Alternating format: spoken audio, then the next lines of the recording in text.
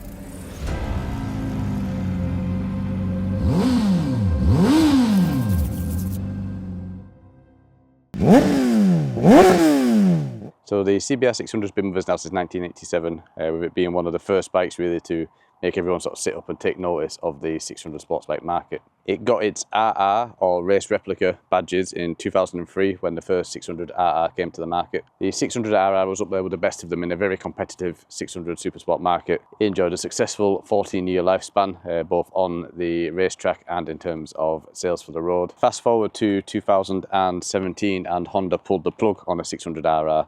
Now that wasn't because it's a bad bike, but a dwindling market and tighter emissions regulations just didn't make it a viable prospect anymore. Yamaha followed suit with the R6, Suzuki followed with the GSX-R 600, and then COVID hit and brought the world to a standstill and left the supersport market dead in the water. Fast forward to 2021 and there was a little glimmer of hope that the supersport class might be revived. Honda had quietly been working on a new version of the 600RR for the Asian markets, and the bike started to appear racing at the World Superbikes. A few more years passed until Honda finally decided to pull the trigger and give us a Euro 5 compliant CBR 600. So I guess the big question really is what's different with this bike. So we'll start with the obvious, the aesthetics of the bike. The 600RR was always referred to as a baby blade, and that couldn't be any more true for this bike. It's very clear.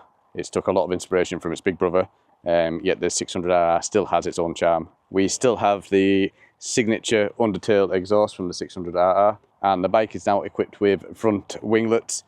These aren't just lifted off the Fireblade, these have been specifically designed for this bike to aid in stability, along with LED lights all around the bike front and rear. In my opinion, this is the best looking 600RR that we've had. It's a fantastic looking bike.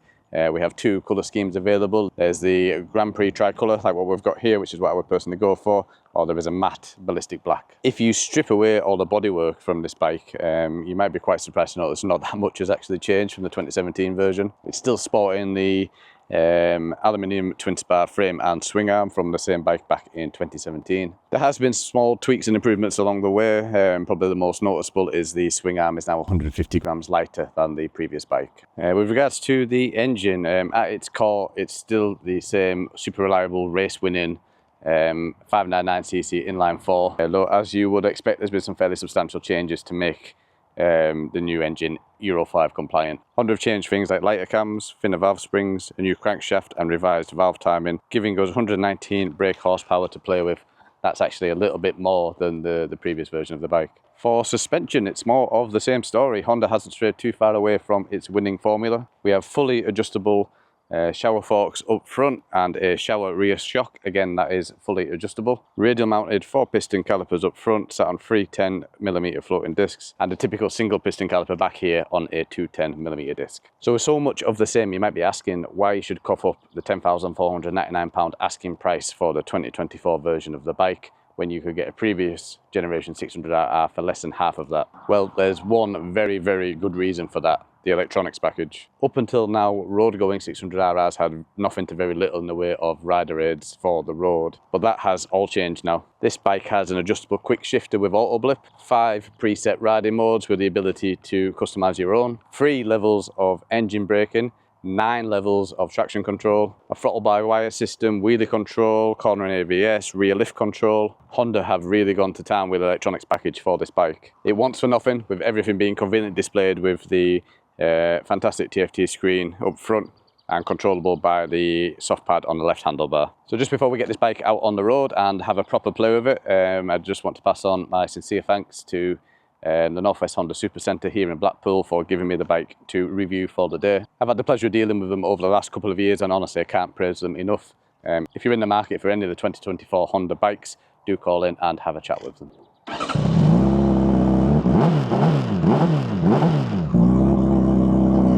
Just to touch again a little bit on what I was saying before, it's so nice to have a proper road going super sport bike from a mainstream manufacturer back available on the roads. Personally, the 600 super sport class was always my favourite class. Yeah, you might not have the raw power as such of a super bike. I always feel the super sport class is a lovely happy medium. Plenty fast enough, but just that little bit easier to live with on the road. So straight off the bat, this feels exactly like riding a CBR 600, which sounds a bit daft, but it's great to see that Honda haven't strayed away from the everything that made the original bike so good. It's a prime example right now. I mean, 20 miles an hour, we're just coasting. And there's a distant rumble, but it's very, very civilised. But I know for sure in just a second when I can get past this guy, it'll transform into a totally different bike. And the biggest problem on the road anyway, I mean, maybe different parts of the world or even different parts of the country aren't as much of an issue, but certainly for where we are here in the northwest of England,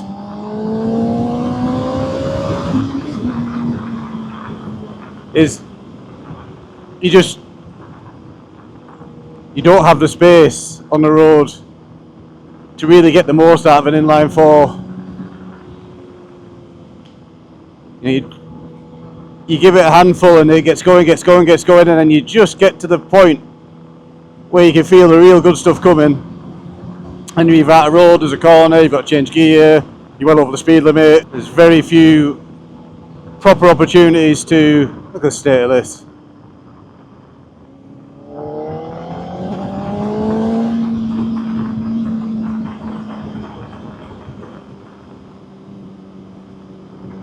There's very few proper opportunities that you're going to get to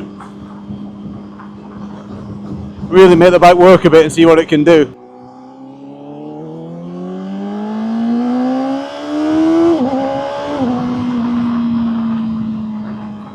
Quick shifter is just lightning quick. Again, a similar story really with the power issue. The faster you go in, the better the quick shifter is going to work. It's very different to the 650R that I reviewed last, with its electronic clutch system.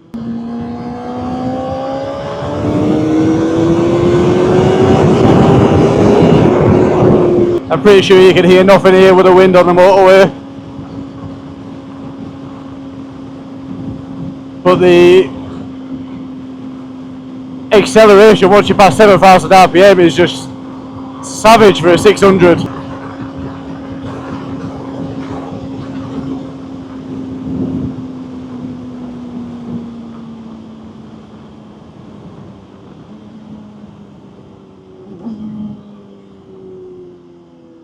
Auto blip works well as it should, again a little bit jerky at low RPMs.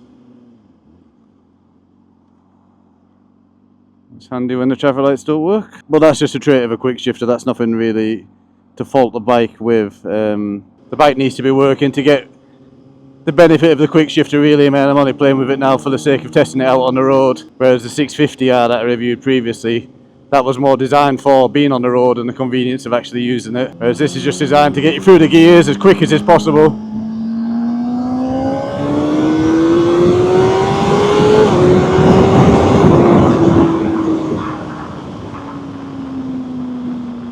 As I say, same story, you just run out of road is the problem.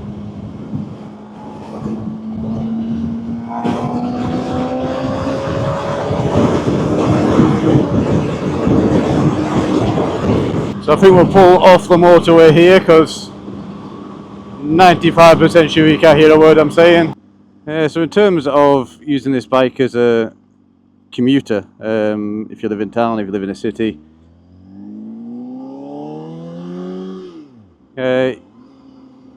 you absolutely could do. It's very, very civilized in town compared to the screaming hooligan it was just 5 minutes ago on the motorway. It's very quiet. You're not going to upset the neighbours starting the bike up early in the morning if you're off to work. The clutch is nice and light. I think for prolonged, slower riding, if you live in a city or something, you're probably going to be better looking at the 650R. It's a little bit more commuter friendly, I would say. It's very clear that this bike's just focused for the track, and that's it really. I mean, we all know Honda can make a very good bike that can do lots of things very well. You know, you can use this bike to nip to the shops and go to work on it, but that's not what it was made for. That's not what the focus is. But what you could do with this bike is, you know, take it to work on the Friday, and on the Saturday you can ride to a track day, have an amazing time on track with it.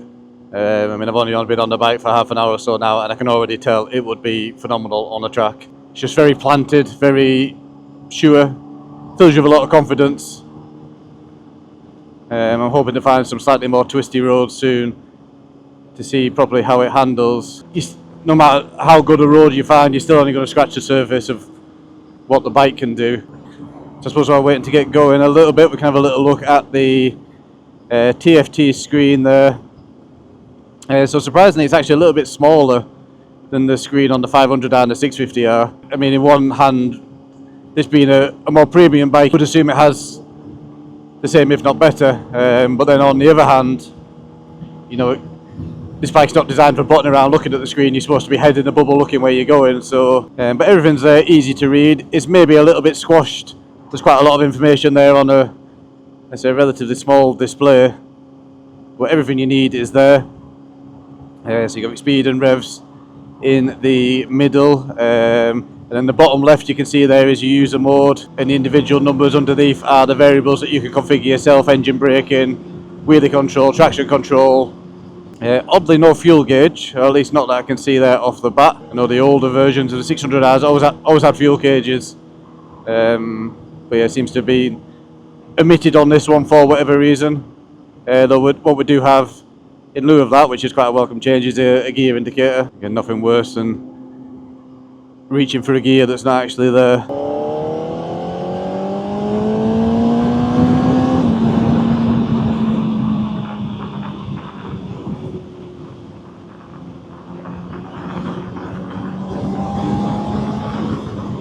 So it reminds me a lot of the 2020 blade that I reviewed a few years ago. So I'll be looking at the 2024 blade shortly.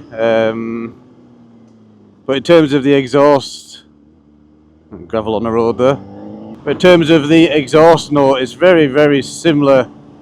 And to be honest, sounds fantastic for a standard exhaust, which is not something you can say very often.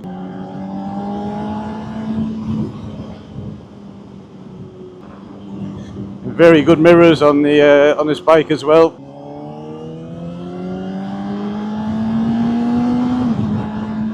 What would have been nice would have been the Fireblade style mirrors with the turn signals integrated.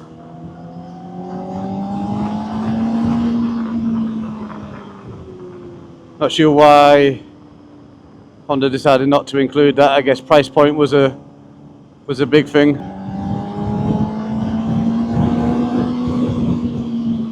Roads are so bumpy, it's just no place for a sports bike.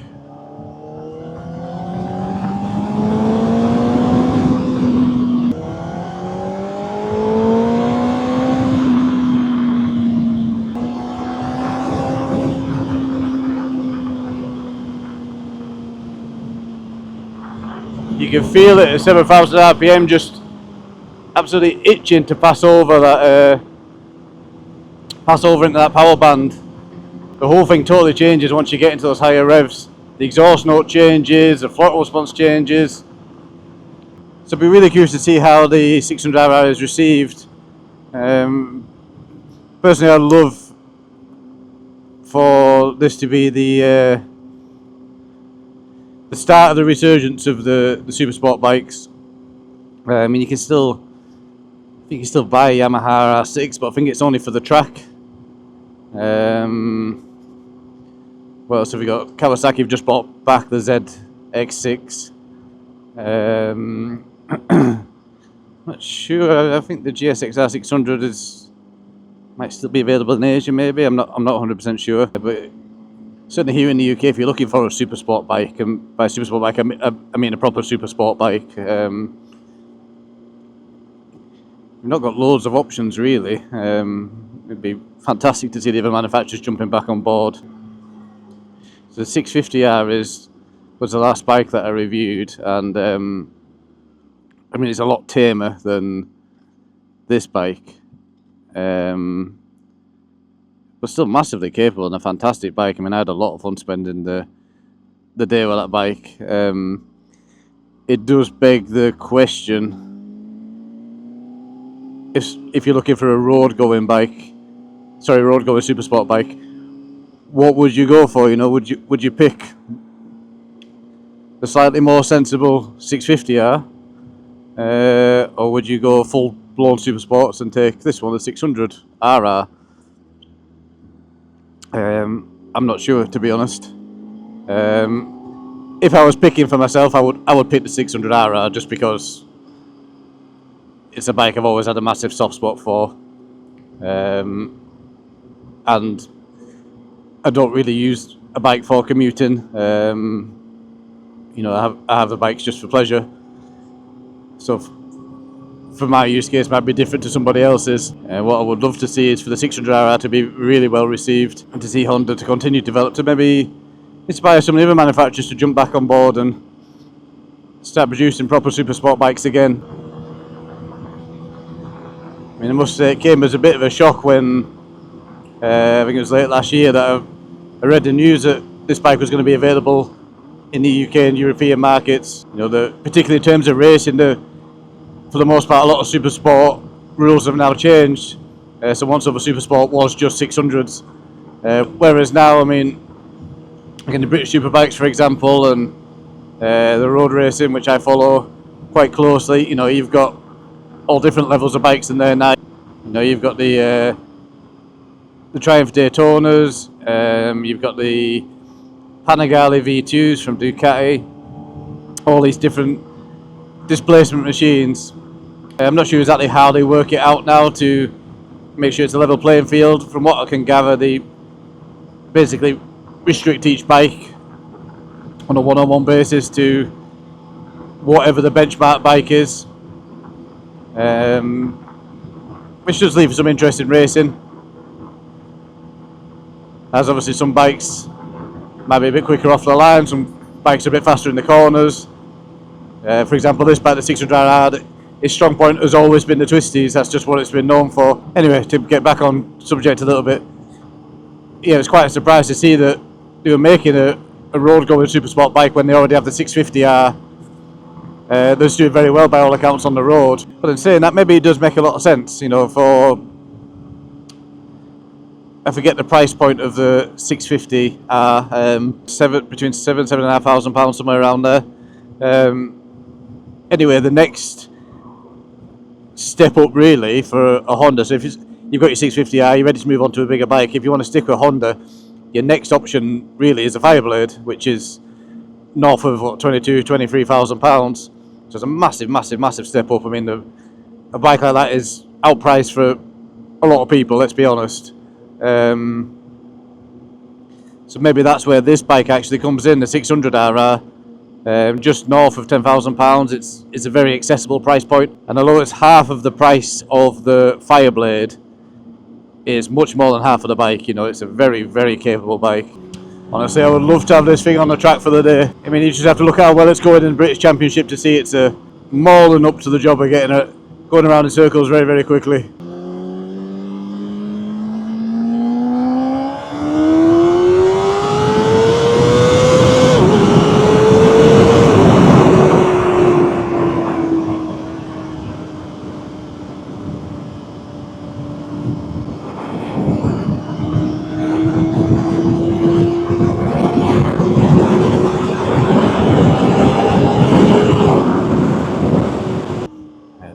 The auto blip is fantastic, but you've really got to be moving, especially if you get yourself at lower RPMs and you flick it up a gear or down a gear. And it's very, very jerky if you've not got the revs flowing.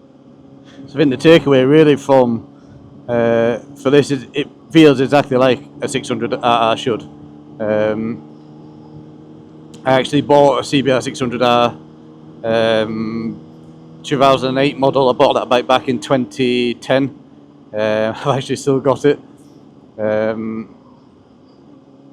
It's a fantastic bike, and it honestly, it feels just like riding this one. The only difference being here is we have the added bonus of all the rider aids, all the gadgets, but at its core it's exactly the same. An exciting, revvy, easy bike to ride that does everything that you ask of it, is still very easy to live with on a day-to-day basis. So I think I've done all I can really do on the road with this bike. So I'm going to find somewhere a little bit quieter down here to pull over, and I'll put together a bit of a conclusion and give you my closing thoughts after spending the day with this 2024 CBR 600RR. So honestly, I was so pleased to see that Honda was bringing back this iconic bike. I'm not quite sure how Honda managed to do it, but they've given us a bike that meets the new strict emissions regulations, but actually improves massively on what was already a fantastic package. It's light, it's nimble, it fills you with confidence even on the road. It's quite clear that the road isn't where it's supposed to be. It's very much track focused. But with that being said, it's very easy to get on with on the road. The biggest problem for me, with not this bike specifically, but inline four sports bikes in general, is a lot of the power is really high up in the rev range. This bike has a noticeable lull in power around 7,000 RPM, but once you pass it, it really gets into its stride and it pulls hard right the way to the red line. But that's kind of where the problem is really for on the road. Once you get that high in the rev range, you know, a bike like this is absolutely screaming. You're going to be attracting a lot of attention to yourself, which really leaves a lot of the bulk of its power not that usable for the road. I imagine if you could get the bike on a track and you can keep it in that kind of happy rev range, it'll be absolutely phenomenal. Honda are in a bit of a funny situation with this bike, as of right now, it doesn't really have any direct competitors. Other than Kawasaki ZX-6R, which has recently had a revival as well, or the F3 from Embry Augusta. All of the sports bikes that I can think of around this displacement area are really that kind of softer sports, slightly more subtle. You've got bikes like Aprilia's RS 660, the new Triumph, the 660, even Honda's own CBR 650. If you're looking for a proper, fully fledged super sport machine, there's not that great a choice now in 2024, but from the choice that there is, this is the one that you want to get. So that concludes my review of the latest rendition of this iconic bike. If you enjoyed the video, if you found it helpful, please do leave a like down below and consider subscribing to the channel. It really is a massive help. Thank you again to the North West Honda Supercentre. Take care. I look forward to seeing you in the next video.